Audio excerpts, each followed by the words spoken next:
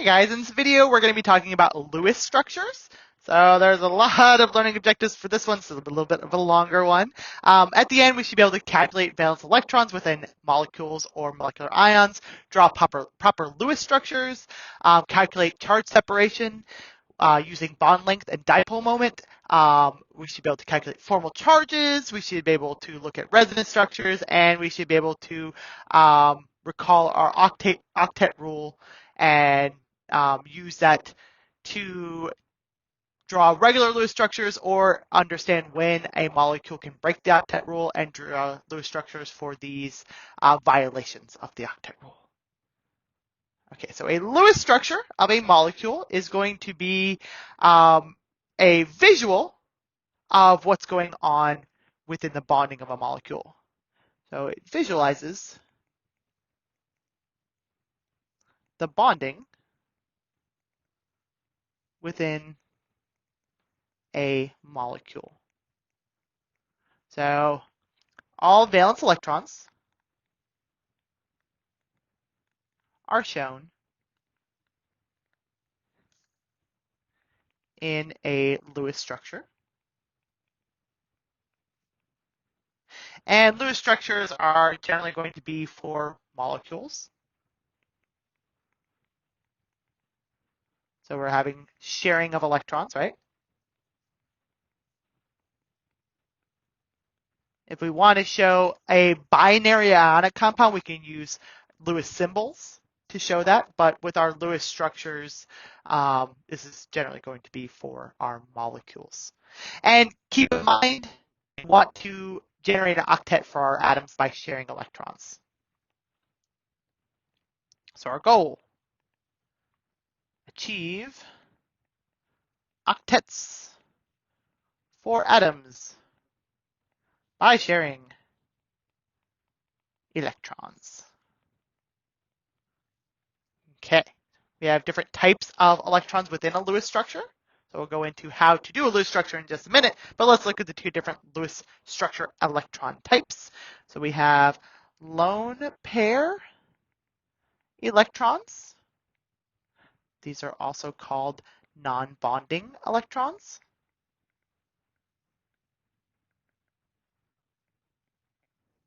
And these are going to be electrons located on just one atom. So these are not shared between two atoms. Okay. And then we have bonding pair electrons. So these are going to be electrons found between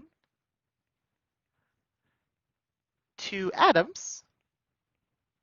This is bonding them together.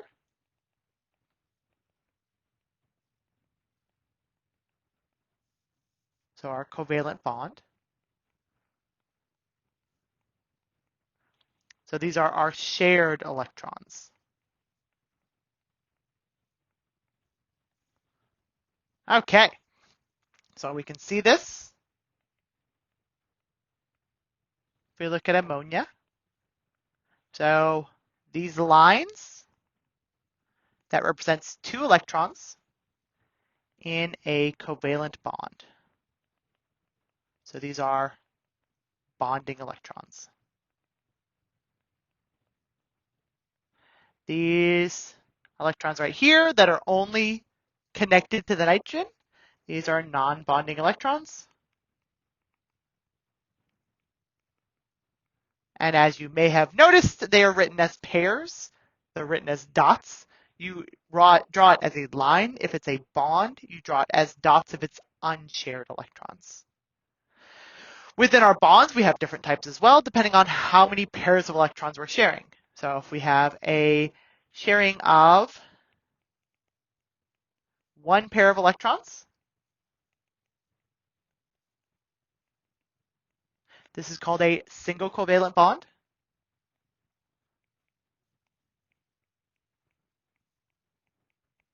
And it is drawn as one line.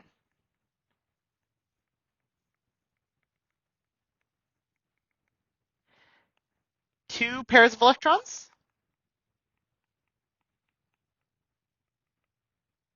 Shared. This is going to be a double covalent bond. We usually just call this a double bond, single bond, but just showing that. And this is drawn as 2 lines. Parallel lines. And then 3 pairs shared, triple covalent bond or triple bond, 3 parallel lines. Okay, so if we have something like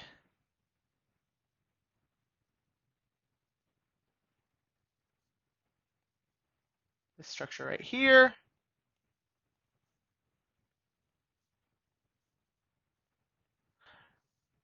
this is 2 pairs of electrons shared on both sides, so that would be written as 2 parallel lines, like so. And if we have something like this,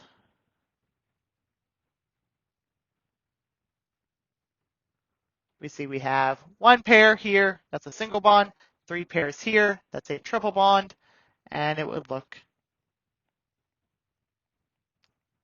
like this. Oh, there's 1 pair right there too. Like that in the structure.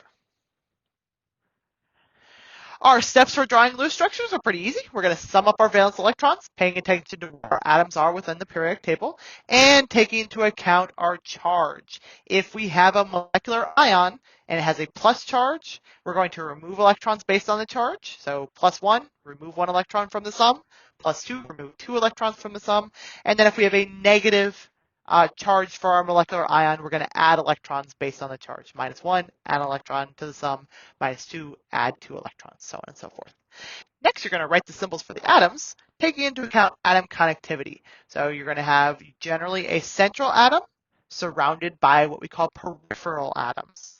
And looking at the structure itself, you can get a pretty good idea of which atoms are considered central atoms and which ones are considered peripheral atoms. So this next step, it takes some practice to get used to, but I'll, especially towards the beginning, show you how to determine your central atom and your peripheral atoms.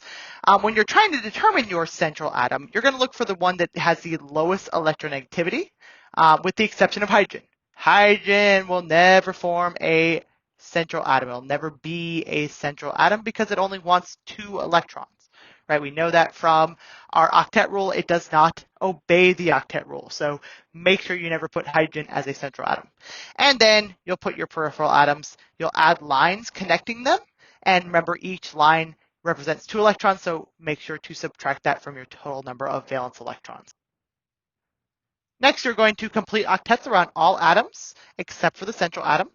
So you're going to be adding in electrons, removing these from the total pool of electrons that you have.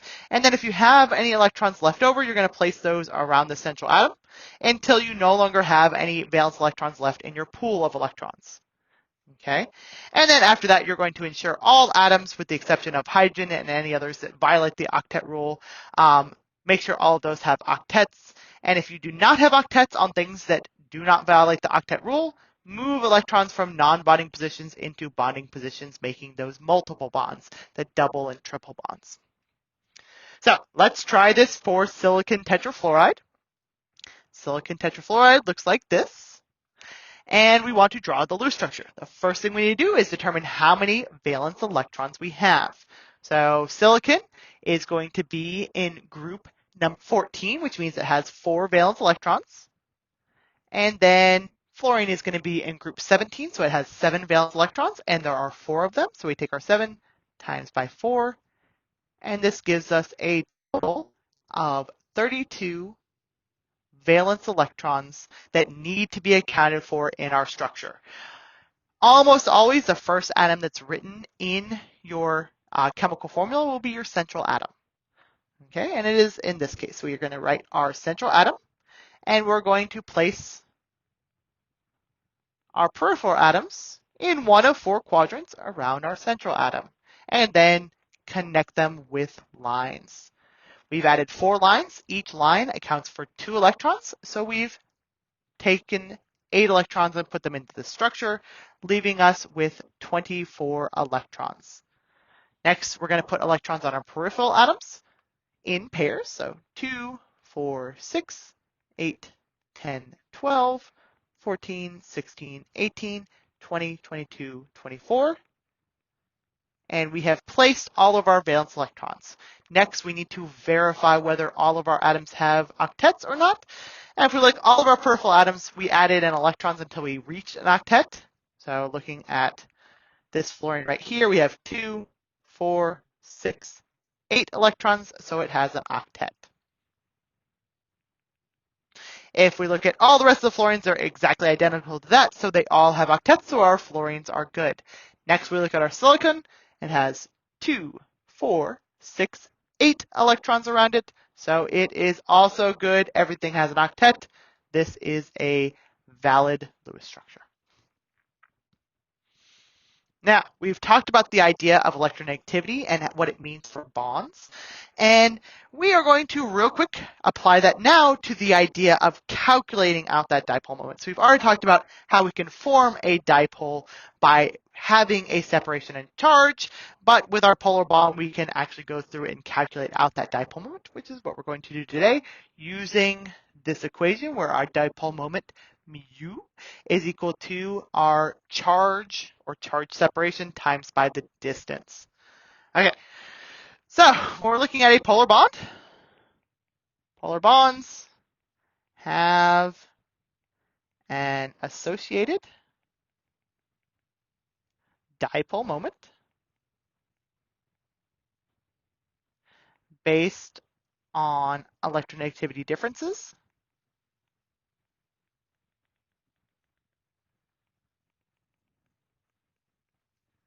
between the 2 atoms and bond length.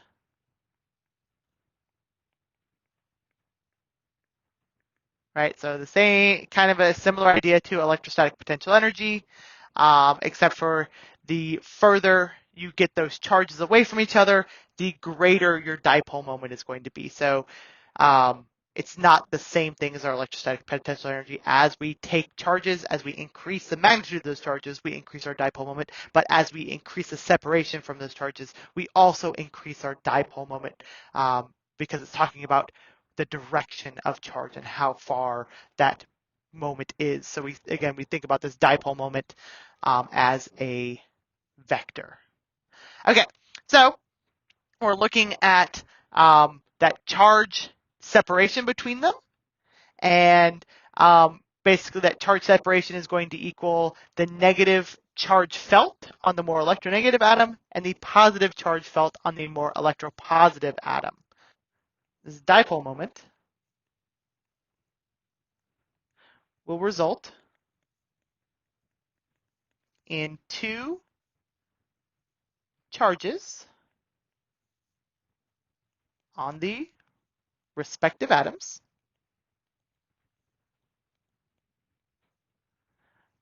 that are the same in magnitude but opposite signs. Okay, if we have a full charge, that means we have had a transfer of an electron from one species to another. With our dipole moment, this gives us kind of our extent of charge separation.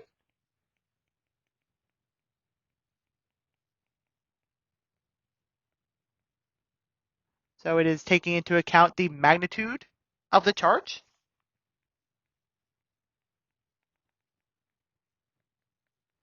and the distance. So the magnitude of the charge is going to be equal. Magnitude on both atoms within the bond, one will just be negative, one will be positive. So when we're calculating out that magnitude of charge, that Q, we are going to be looking at just what the magnitude is, not what the charge is. So once we have that charge, the more electronegative atom will have a negative of that magnitude. The more electropositive atom will have a positive of that magnitude. And then the distance, of course, is just our bond length.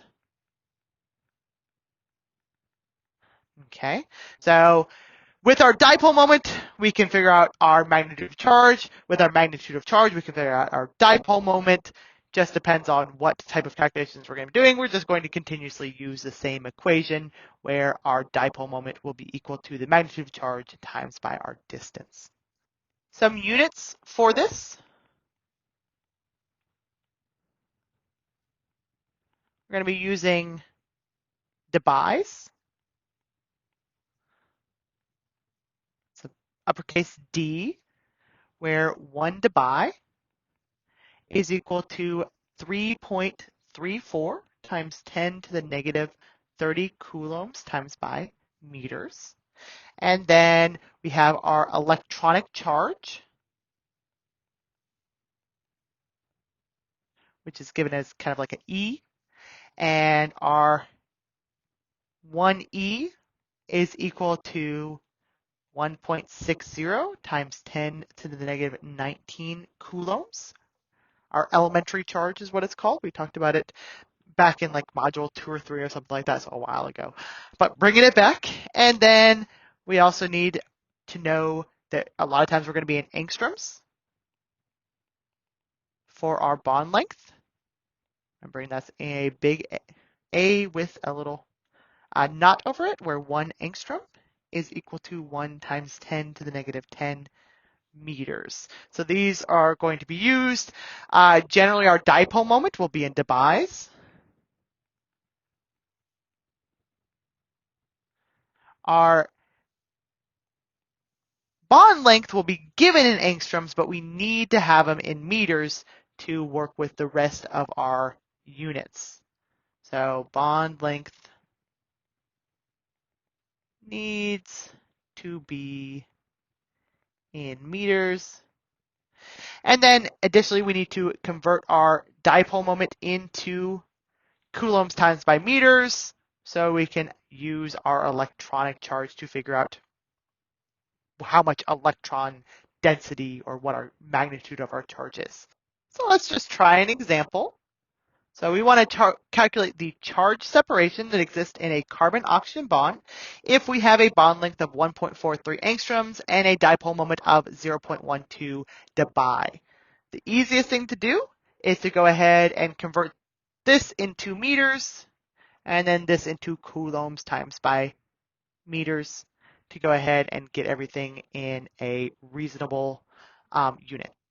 So let's go ahead and calculate this out. We're going to take our bond length of 1.43 angstroms. 1 angstrom, we have 1 times 10 to the negative 10 meters, giving us 1.43 times 10 to the negative 10 meters. And then we'll take our 0.122 debye, convert that into coulombs times by meters, where 1 debye is equal to 3.34 times 10 to the negative 30 coulombs times by meters, giving us 4.07 times 10 to the negative 31 coulombs times by meters. And then these will go in for our dipole moment and our bond length. So this will be 4.07 times 10 to the negative 31 coulombs times by meters is equal to our Q, our magnitude of charge, times by our bond length, 1.43 times 10 to the negative 10 meters. And when we calculate for our Q, we get a value of 2.85 times 10 to the negative 21 coulombs. And then we can convert this into an electronic charge by converting from using our elementary charge value, where 1 electron is equal to 1.60 times 10 to the negative 19 coulombs. And this gives us a Q value equal to 0.0178.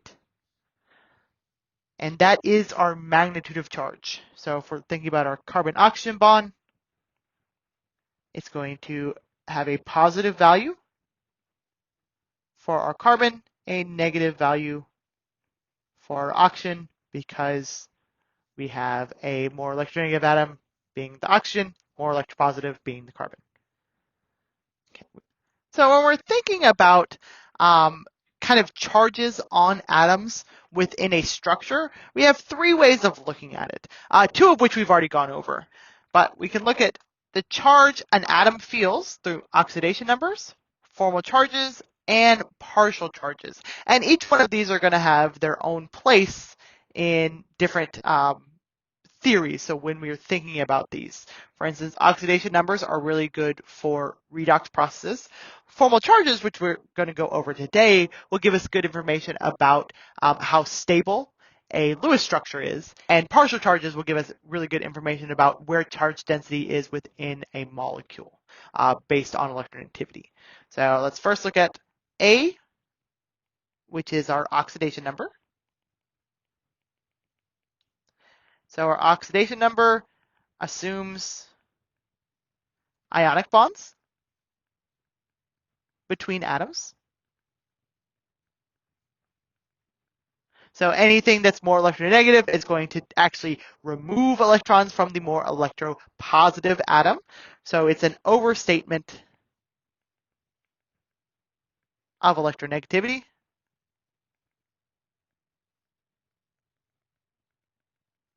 Okay. But like I said, it's a good bookkeeping method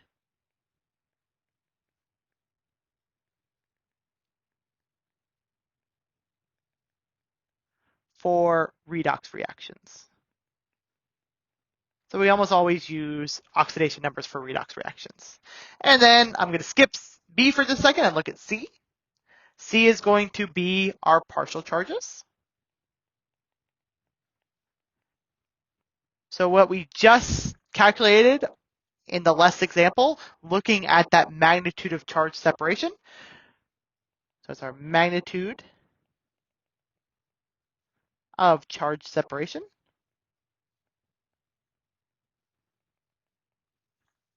Okay. And this is going to be based entirely on electronegativity differences and bond lengths and which atom's more electronegative, which atom is more electropositive. And it's going to be a really, really good approximation of charges within a molecule.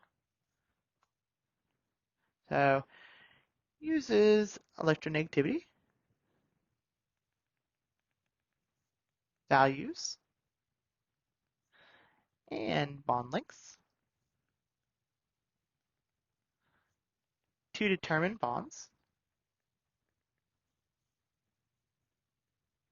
or determine a bond's polarity and charge distribution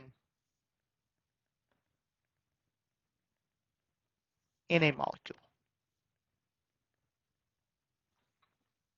And like I said, it's a good approximation. And this is really good for determining properties within molecules.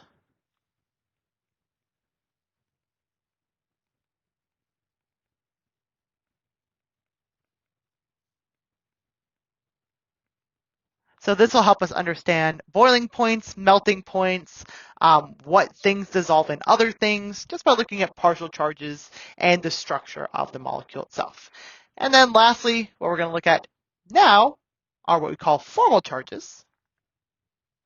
So our formal charges, our B, is going to be the charge of an atom if you assume all the bonds are perfectly, purely covalent. So we have no electronegativity. We ignore electronegativity entirely. So it assumes bonds are entirely covalent in nature.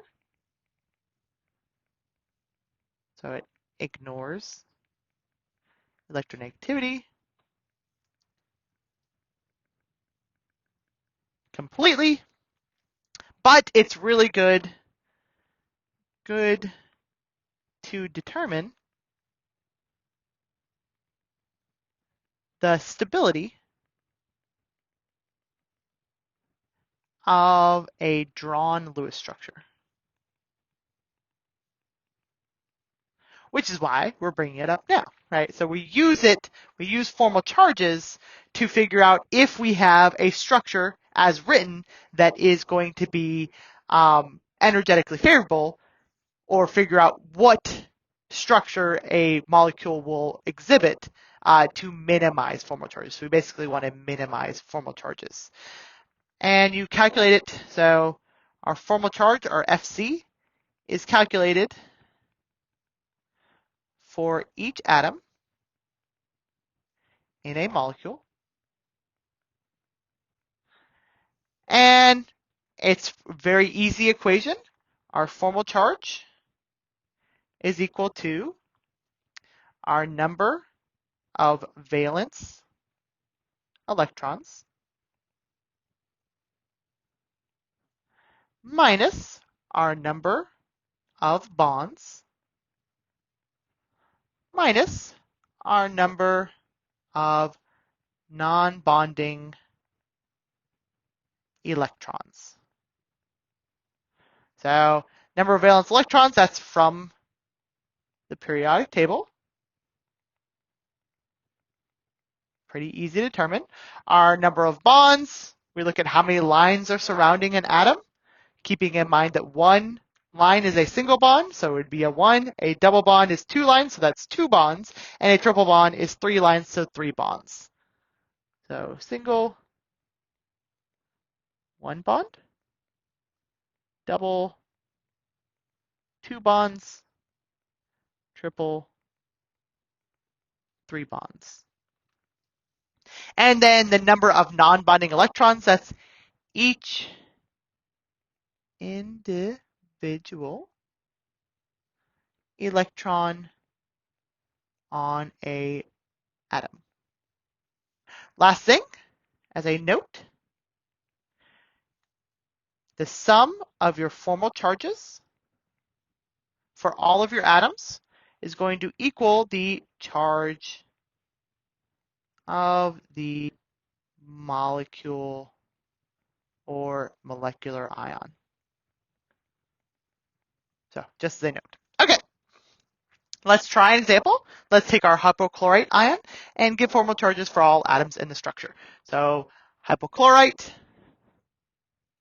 is ClO minus.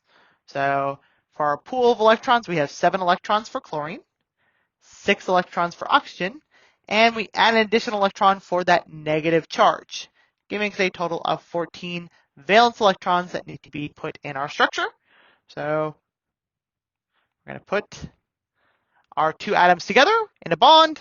So we minus 2 electrons there. We have 12 left. 2, 4, 6, 8, 10, 12.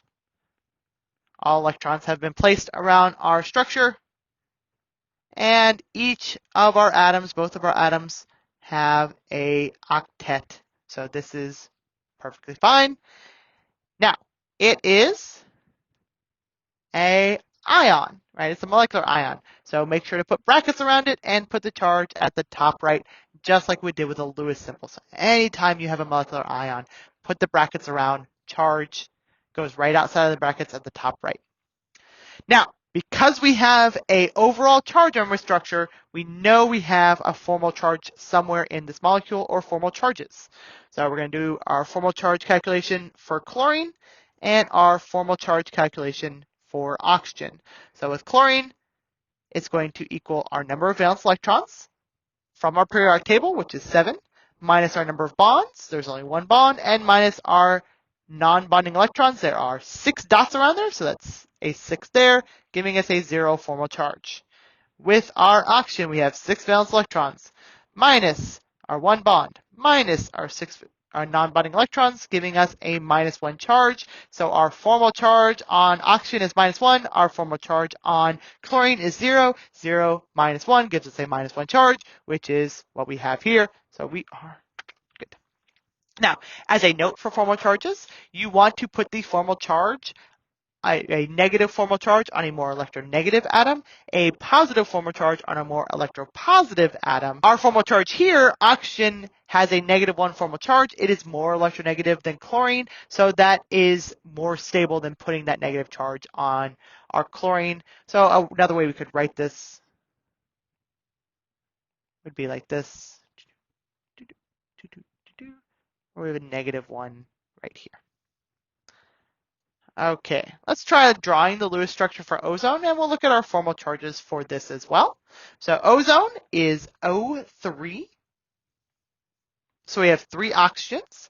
Each one has 6 valence electrons. So we take our 6 times by our 3, giving us a total of 18 valence electrons that we need to place around our structure. We have O3. One of these oxygens is going to be a central atom. The other 2 are going to be peripheral atoms. Pretty easy. We just write them in a line. And we've drawn 2 bonds, so we minus 4 electrons. And then we're going to take our electrons we have left and put electrons on our peripheral atoms first. So 2, 4, 6, 8, 10, 12. And now we put our last 2 electrons around our central atom. This is the first structure where we're like, okay, now we need to form a multiple bond because we do not have an octet on every atom. Our central atom is lacking an octet. Now, we have 2 options. We can take this electron pair, or we can take this electron pair. Now, we can take an electron pair from the left atom, or we can take an electron pair from the right atom. But let's write both structures out. So for the first one, it would look like this.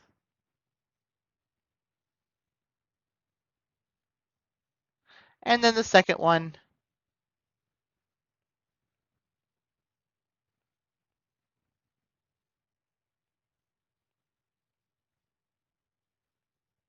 would look like this. But in both cases, we now have octets. And the best thing to do is solve for our formal charges. So we're going to call this oxygen 1, 2, and 3, 4, 5, and 6. So formal charge for 1 is equal to 6 minus 2 minus 4 equals 0. Formal charge for 2 equals 6 minus 3 minus 2, which is plus 1. And then 3 is 6 minus 1 minus 6 minus 1. And ozone is a molecule, so it doesn't have an overall charge. So when we add up these formal charges, we get a 0, which makes sense. Next one, formal charge 4 is 6 minus 1 minus 6 minus 1. And then 5 is 6 minus 3 minus 2, positive 1. And then 6 is 6 minus 2 minus 4 equals 0. Now, is one of them better than the other? Is one of them more valid than the other?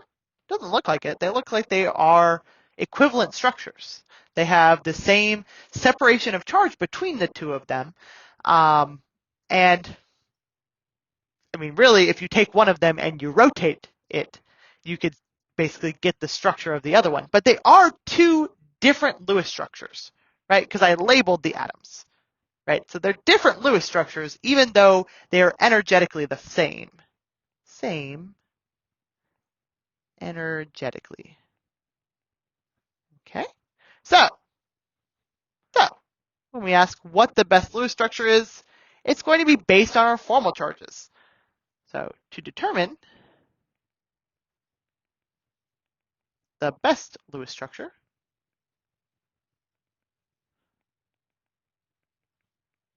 you look at the formal charges.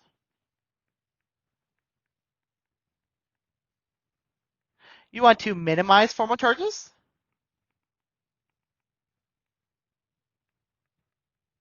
This is not always accomplishable. For the case of ozone, there's no other way of writing that structure without having some formal charge. So we want to minimize that whenever possible. If we can't minimize it, then make sure to put negative formal charges on more electronegative atoms. And of course, more positive formal charges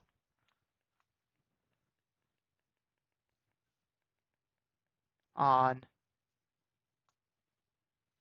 electropositive atoms. And then if we still have multiple structures, we start to look at the idea of resonance. So if we look over on the right here, so over on the right, we have ozone. And here is one of the Lewis structures for ozone, top right.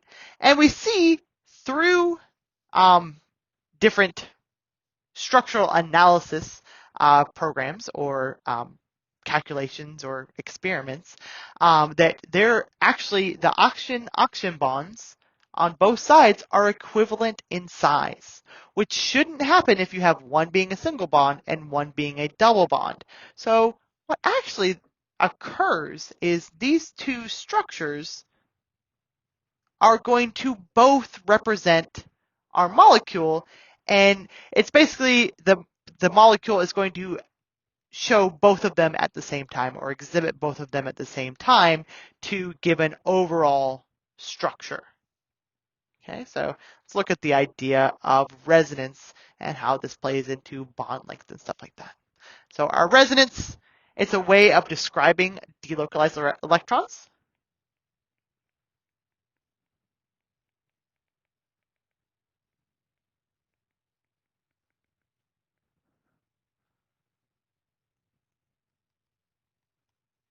Within certain molecules.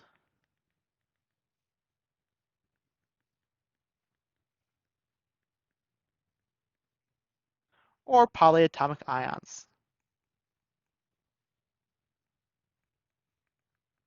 Remember, that's our molecular ions. Okay?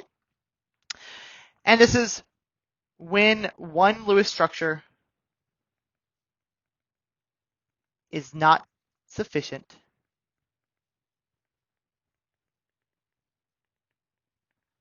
to describe the molecule.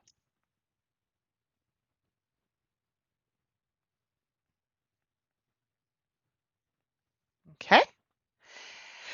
With our individual resonance structures, as we see up here, we've got the idea of localized electrons. So individual resonance structures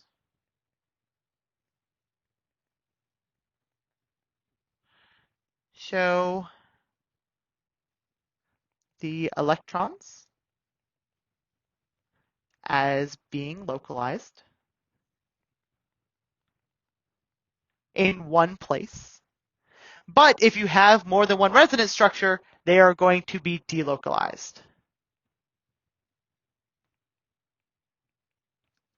Two or more resonance structures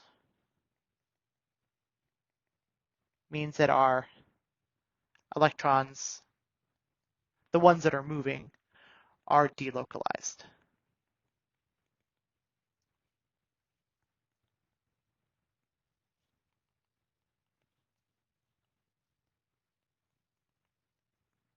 Okay, we can show this with what's called a resonance hybrid. Okay, that's what we'll look at with our localized and delocalized electrons.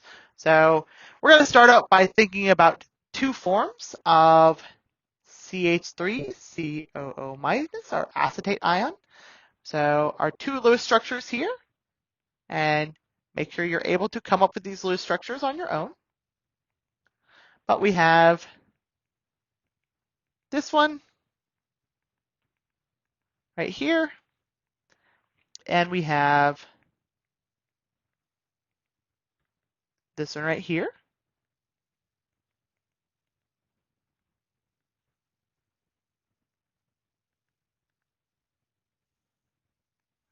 Like so. both of these are going to be resonance forms for our acetate, and they are going to for our acetate ion, and they are both going to contribute to the overall structure of the molecule. But we can write those localized electrons as delocalized electrons, the ones that are actually moving, in our resonance hybrid.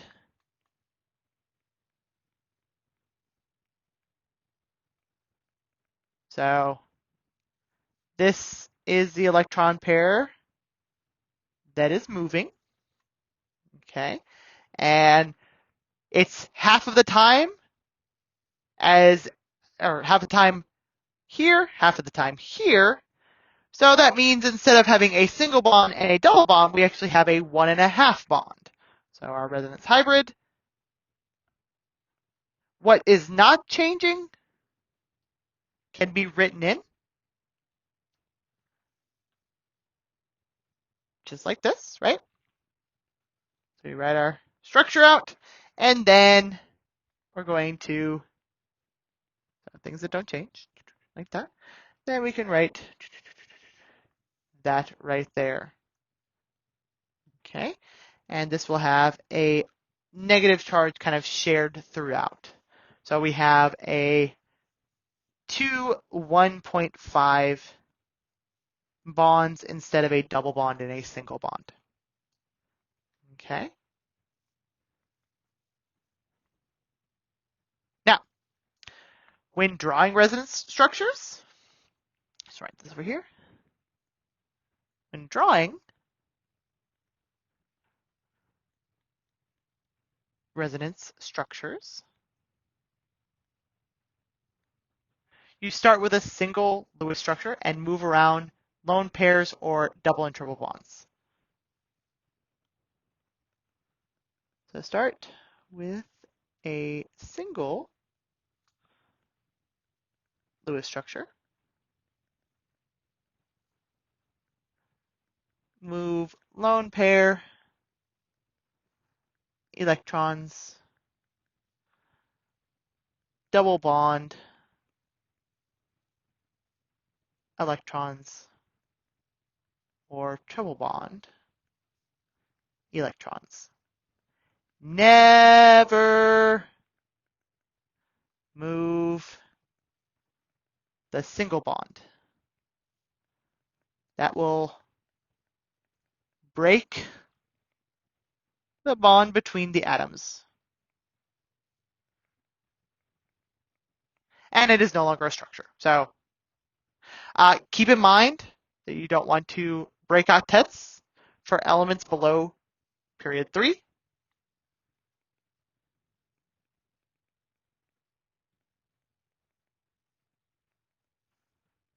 So for period 2 elements. And you want to use formal charges to determine more stable Lewis structures.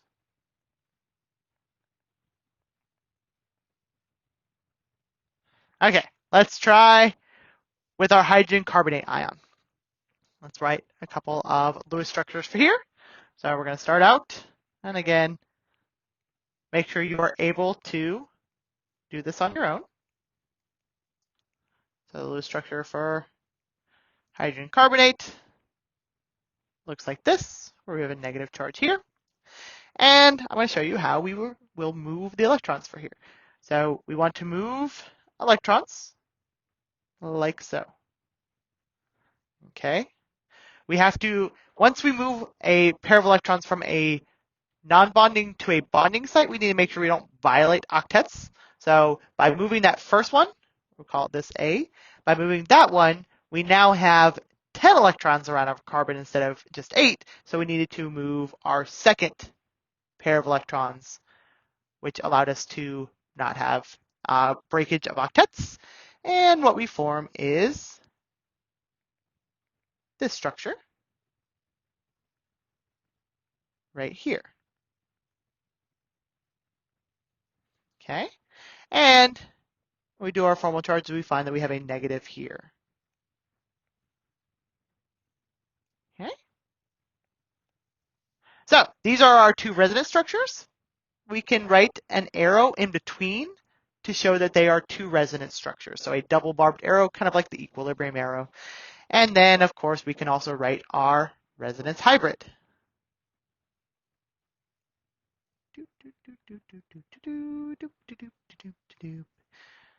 Like so. Okay. And you don't need to put the lone pair electrons around because it gets kind of confusing.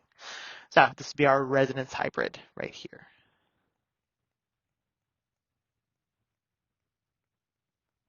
Okay. Resonance is seen in benzene. Benzene is C6H6. It's a ring structure. And we see alternating double and single bonds. But since we have two forms of it, we know that there is a resonance hybrid in between, which has 1.5 bond. So a carbon-carbon single bond is 1.54 angstroms. A carbon-carbon double bond is 1.34 angstroms. And a carbon-carbon bond in benzene is 1.40 angstroms between those two values, which is why, structurally we know that it's going to be a resonance hybrid. So the way that you write this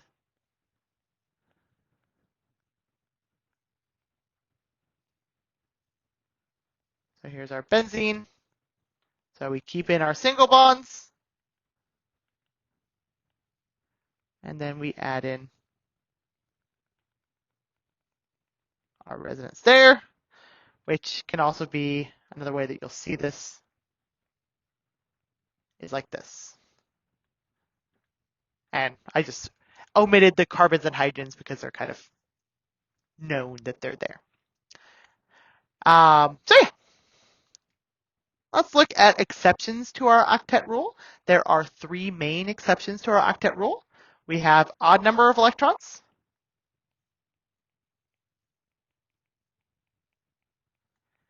So here we're going to have some unpaired electrons.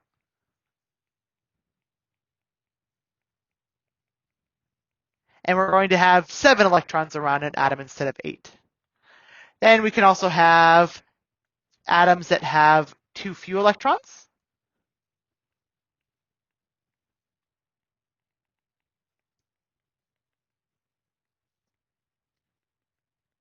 Examples are going to be when we have 2 electrons around a central atom. This is going to be stuff like hydrogen and helium. And then we have things that have 6 electrons. These are going to be things like boron and aluminum. And then we have atoms with more than 8 electrons. We call this an expanded octet. And this only occurs for atoms that are in period 3 or below. So only for atoms with d orbitals.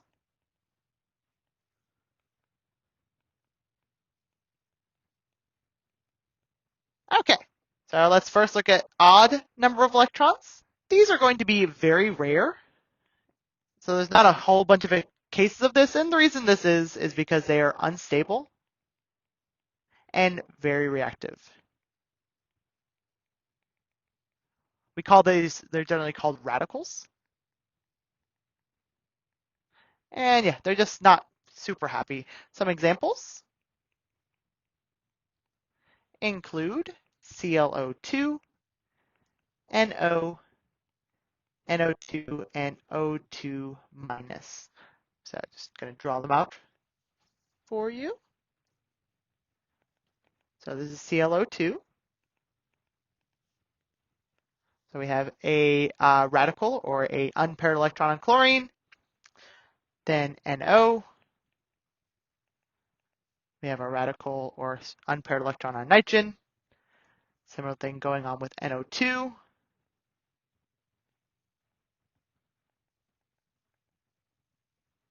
We have a radical on our nitrogen again, minus, then O2 minus. This one actually has that radical light there, or you can write it a little bit more stable form like this. Okay, we can also look at lacking an octet, so not enough electrons. Of course, hydrogen H2 will form this. And then we also have He2 plus that will form this as well, which is very, very unstable as well, but that's another example. And then if we have elements that are in group 13, aluminum and boron, this will also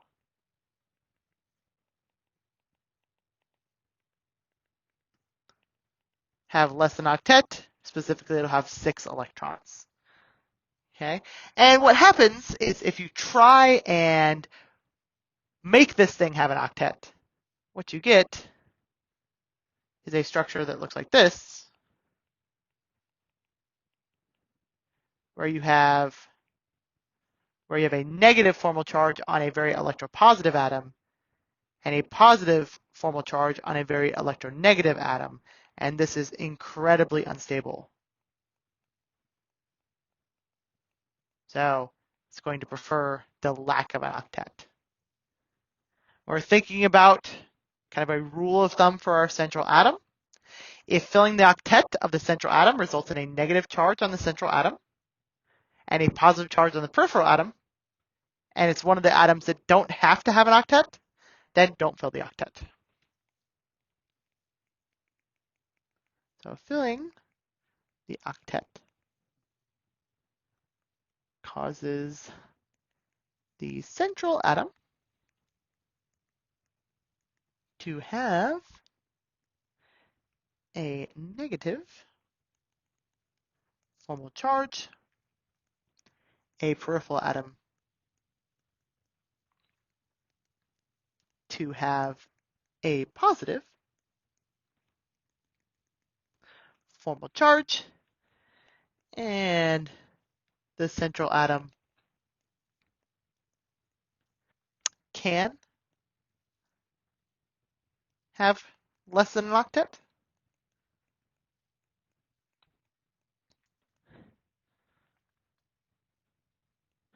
Don't fill the octet.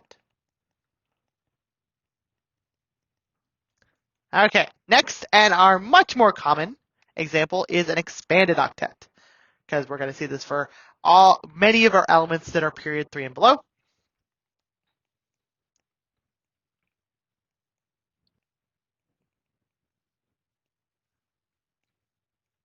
So those that have d orbitals. With those d orbitals, we're able to expand out and have more available places for bonds to be formed. Okay, so here are some examples: PF5, XeCl4, PF5, looks like this.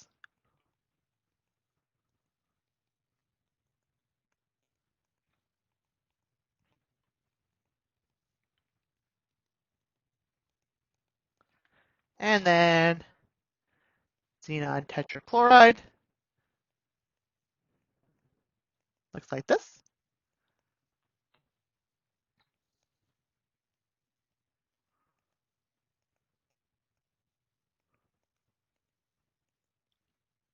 Voila. Okay, let's try an example. We want to draw the Lewis structure for xenon tetrafluoride. So instead of the chloride, the fluoride. So it'll look exactly like the other one, but let's go through the steps. So xenon has 8 electrons, and then fluorine has 7, and there are 4 of them. So we have a total of 36 valence electrons we need to place around our structure. So we're going to take our xenon, put it in the center, and then surround it by 4 fluorines, like so, which gives us 8 electrons that are accounted for. We have 28 electrons remaining. So we put 2, 4, 6, 8, 10, 12, 14, 16, 18, 20, 22, 24. And we have 4 electrons left. Our peripheral atoms have our octets, so they're good. So now we're going to move into our central atom, and our central atom is period 3 or below, so it can have an expanded octet, so we can place those last 4 electrons right there. So this, instead of having 8 electrons around it, is going to have 12 electrons around it, but that is perfectly fine as long as we have a central atom that's period 3 or below. So when we're expanding our octet, it's going to be for the central atom that's going to be expanded, and it has to be an atom that is in period 3 or below. And you're going to, again, try and minimize formal charges when you're thinking about doing an expanded octet. If you end up with a central atom with a negative formal charge because of expanded octets, that's probably not going to be very good to do, so you're probably going to avoid doing that at all costs. Okay, that is everything for Lewis structures. Finally, I will talk to you guys later. Bye.